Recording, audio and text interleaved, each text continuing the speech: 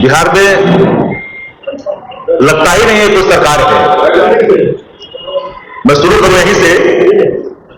प्रगति यात्रा का एक फुटेज, एक वीडियो अभी तक देखा नहीं गया, जिसके लिए राशि क्रमांकित की गई, कैबिनेट से अप्रूव किया गया। तो माननीय मुख्यमंत्री जो एक सिर्फ मुखदर्शक है, एक स्टैचू के रूप में कुछ बोलते नहीं है। जब उसमें चाबी भरी जाती है, जितनी चाबी भरी राम ने उतना चले खिलौना, जितनी चाबी भरी राम ने उतना चले खिलौना। यात्रा में कहा कुछ बोले, यात्रा के दौरान जिस बात को लेकर के यात्रा है, उस यात्रा के संदर्भ में उनकी सदी हुई किसी प्रकार का राजहित में कोई प्रतिक्रिया बताए, कोई फुटेज दिखाए। ये 2 अरब 25 करोड़ 70 लाख रुपए का कैबिनेट से जो निर्धारण हुआ है राज्य के खजाने से।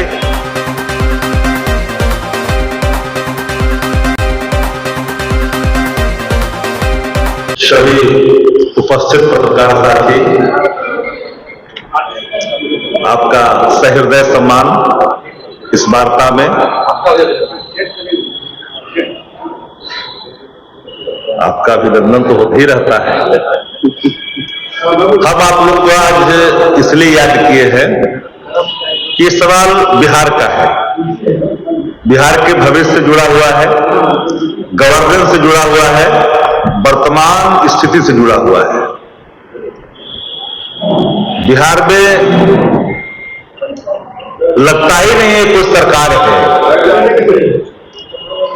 मैं शुरू करूं यहीं से।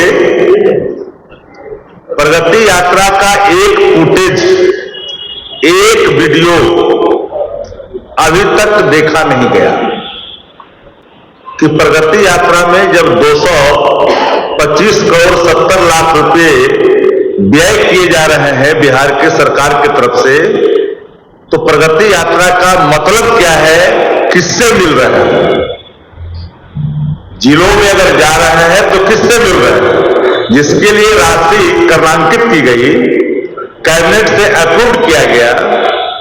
तो माननीय मुख्यमंत्री जो एक सिर्फ मुखदर्शक है, एक स्टैचू के रूप में कुछ बोलते नहीं है। जब उसमें चाबी भरी जाती है, जितनी चाबी भरी राम ने उतना चले खिलौना, जितनी चाबी भरी राम ने उतना चले खिलौना। तो ये सवाल इसलिए है कि बिहार के मुख्यमंत्री माननीय नीतीश कुमार जी, जिनके प्रति आदर का संभव बराबर रहता है हम लोगों का, एक भी फुटेज मीडिया साथियों ने बात करते हुए पूरे प्रगति जिसकी यात्रा का नाम रखा गया है, जो दुर्गति में तब्दील हो चुका है, उसके कारण क्या है। हर कोई पूछता है कि बिहार में गवर्नेंस है, मुख्य सचिव कहां दिखाई पड़ते, मुख्य सचिव एक रिटायर्ड अधिकारी के पीछे दिखाई पड़ते। 18 से लेकर के 24 में 25 में हम लोग प्रवेश कर गए।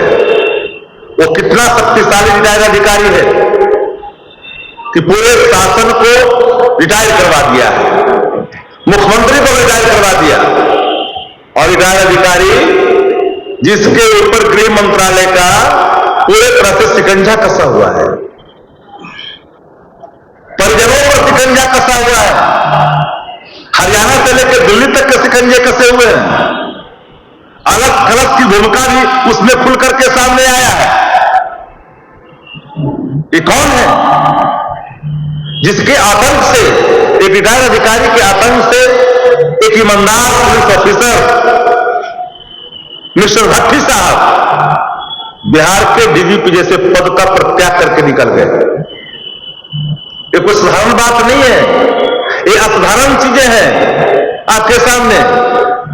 एक सवाल है, मैं तो सीधे तौर पर कहता हूं आप सभी साथियों को कि माननीय मुख्यमंत्री जी के मुख्यमंत्री बनने के बाद से लेकर अब तक जो एक अन्य मार्ग में चपरासी जो लगातार कार्यरत है, सिपाही जो लगातार कार्यरत है, अगर उसकी पड़ताल अगर कस के कर जाए तो मैं कहता हूं कि बिहार का बजट तैयार हो जाएगा।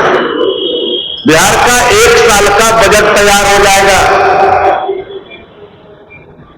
चाहे वो कलकत्ता हो, चाहे देश का अन्य राज्य हो या बिहार हो। आप बहुत गलती हो गया, 2 बार गलती किया, आप आप दोबारा वहां पर जाएंगे? वो स्क्रिप्टेड था, वो पहले प्रेस रिलीज जारी हुआ था, उतना तो बार बार बोल ही लेते हैं। यात्रा में कहां कुछ बोले? यात्रा के दौरान जिस बात को लेकर के यात्रा है, उस यात्रा के संदर्भ में उनकी सदी हुई किसी प्रकार का राजहित में कोई प्रतिक्रिया बताए, कोई फुटेज दिखाए। ये 2 अरब 25 करोड़ 70 लाख रुपए का कैबिनेट से जो निर्धारण हुआ है राज्य के खजाने से, उस यात्रा के लिए, उस पर मैं जानना चाहता हूं, उस पर बिहार की जनता जानना चाहती है। 2005 के बाद क्या हुआ, कौन कितने सुंदर बने, कौन कितने कुरूप बने, ये सवाल नहीं है बिहार का। 2005 के पहले कोई सुंदर नहीं था, सब कुरूप था, विश्व सुंदरी नहीं थी, राज्य सुंदरी नहीं थी, वो विषय अलग है। आज जरे हुए बीपीएससी के सवाल पर हमारी गंभीरता जितनी कल थी उतनी आज है। बीपीएससी, कोचिंग माफिया और बेबी प्रोजेक्ट, ये सब एक दूसरे के पूरक है। Without consent government coaching mafia BPSC से कैसे मिलता है? क्या सहमति थी राज्य की? राज्य की सहमति थी? कोचिंग माफियों से बीपीएससी कैसे मिला? आज मुझे पता चला कि नीट के सवाल जले हुए सरकार के अस्पताल में मिले हैं पैसे भी। राज्य के जिस कोने में, जिस जगह पर हाथ डालता है वहीं भ्रष्टाचार की बू आती है।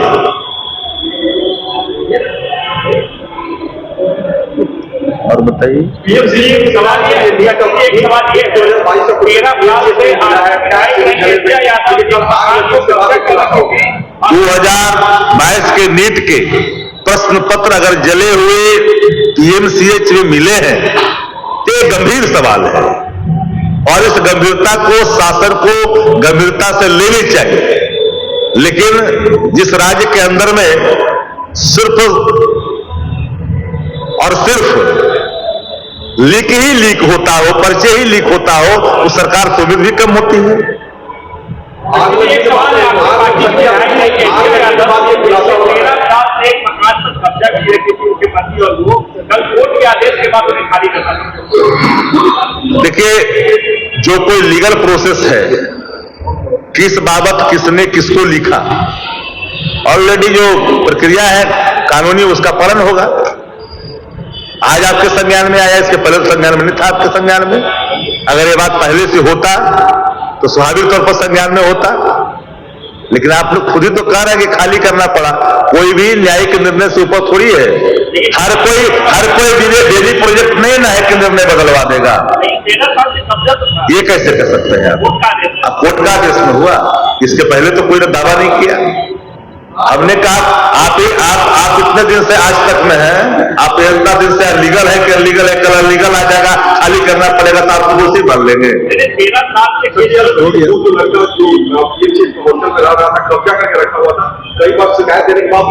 पीएमसीएच में कब्जा करके अगर वो लड़का विद्यार्थी रह रहा था, शासन उसको अगर समर्थन दे रखा है, क्योंकि बिल शासन के अस्पताल प्रशासन के मिली भगत के बगैर कोई व्यक्ति अवैध कब्जे में कैसे रह सकता है? और रहने के बावजूद भी अगर नीट के प्रश्न पत्र जले हुए मिले हैं, पैसे जले हुए मिले हैं, तो इस पर सीधे तौर पर स्वास्थ्य मंत्री को आकर के सफाई देनी पड़ेगी और देनी चाहिए। मैं जानता हूं कि स्वास्थ्य मंत्री बोलते नहीं है, लेकिन इस पर उनको सफाई देनी पड़ेगी। तो ये गंभीर सवाल है राज्य का।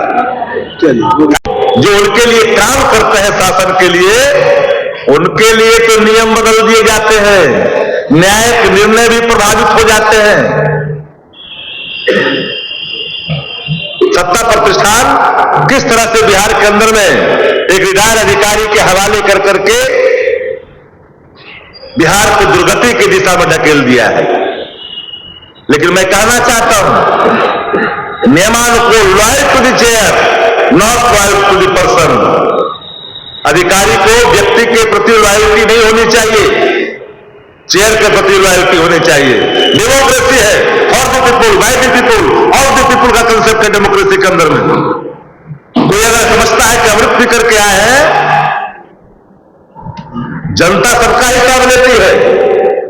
जो लोग नियम के विरुद्ध काम करेंगे,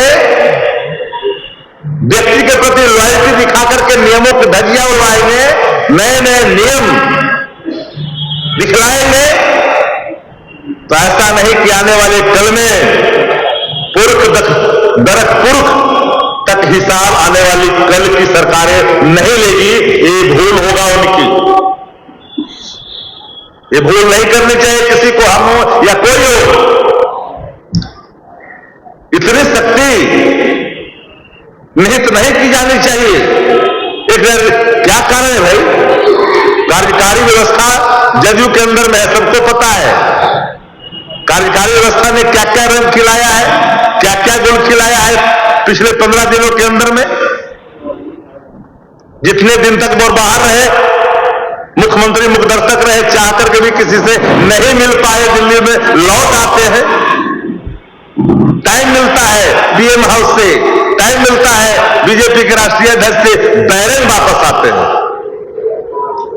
इसलिए कि दो जो दिल्ली वाले हैं, दो जो पटना वाले हैं, पटना में पटना वाले देखते हैं, दिल्ली वाले देखते हैं। तो पूरी सरकार में अराजक स्थिति है। मुख्य सचिव बौना हो चुके हैं। जो भी मुख्य सचिव बिहार के अंदर में 18 के बाद, वो हर मुख्य सचिव एक पोस्ट ऑफिस बन करके रह गया है। हर डीजीपी एक पोस्ट ऑफिस बन करके रह गया है। डीजीपी की भूमिका दिखती नहीं। बिहार के जिलों में पदस्थापन की प्रक्रिया, प्रतिदिन यहां ट्रांसफर पोस्टिंग उद्योग चल रहा है भाई। प्रतिदिन ट्रांसफर पोस्टिंग उद्योग चल रहा है, चाहे जनवरी हो या फरवरी, चाहे हो फरवरी, ट्रांसफर पोस्टिंग उद्योग धनाधन काम कर रहा है बिहार के अंदर में। ये बात भी अचिंतता का प्रतीक है शासक का। हम बार बार कहते हैं, कहता नहीं कि कोई भी बिहार के अंदर में मुख्यमंत्री हुए, अच्छा काम किए, उनके हम मान नहीं रखते हैं।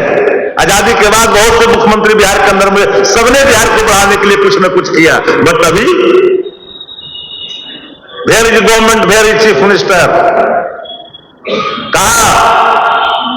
हम बार बार कहते हैं आप लोग के सामने कि बन से पूरे टाइम देर बजे नीतीश कुमार, पर आज क्या है? जितनी चाबी भरी राम ने उतना चले खिलौना। ये स्थिति बन गई है। तो गवर्नेंस में भ्रष्टाचार, और भ्रष्टाचार का केंद्र, संस्थागत भ्रष्टाचार का केंद्र बन चुका है। और उस भ्रष्टाचार में कोई और नहीं, कई लोग हैं। कोई अपने बेटा के डर से, कोई अपने बेटी के डर से, कोई कई तरह के उन पर शिकंजे के डर से। एक आईएएस अधिकारी पर बिहार में छापे पड़े, कई लोगों को नोटिस हुआ, सामिप्ता जिसने स्वीकार करके भारतीय जनता पार्टी के लिए काम करना शुरू कर दिया, फिर चुप्पी सी आ गई। एक अधिकारी दलित परिवार का था, उसके खिलाफ कार्रवाई की गई, लेकिन जो और पदाधिकारी जो भारतीय जनता पार्टी के इशारे पर काम कर रही है, पूरे एक अन्य मार्ग को चारों तरफ से घेर रखा है और पूरे शासन को अपने कब्जे में ले लिया है। ऐसे लोग जाकर के स्वामित्वता प्राप्त कर लिए है। इसलिए गवर्नेंस के नाम पर बिहार में भ्रष्टाचार के सिवा कुछ नहीं है। और ये नैतिक गठबंधन जो बिहार में चल रही है, इसमें हर कोई अपना छापा छाप रहा है, हर कोई अपना छाप छोड़ रहा है, हर कोई अपनी बाती गंगा में हाथ धो रहा है। लूट सको जो लूट, अंतकाल पछताओगे प्राण जाएगा छूट। तो यात्रा का एक भी फुटेज मीडिया के साथी ने आज तक इतना दिन में नहीं दिखाया, एक भी बात करते हुए नहीं दिखाया। आखिर क्या है, दुर्गति यात्रा है कि नहीं है, पैसे का व्यय है कि नहीं, सरकारी खजाने का दुरुपयोग है कि नहीं है। इन सवालों का उत्तर लगातार हम ढूंढते रहे, लेकिन सत्ता प्रतिष्ठान इस उत्तर को देने के बजाय सिर्फ थोथी दलील करती है। इसीलिए आप लोग को हमने कष्ट दिया था। आज और कोई आपके सवाल होंगे, उसका जवाब दिया जाएगा।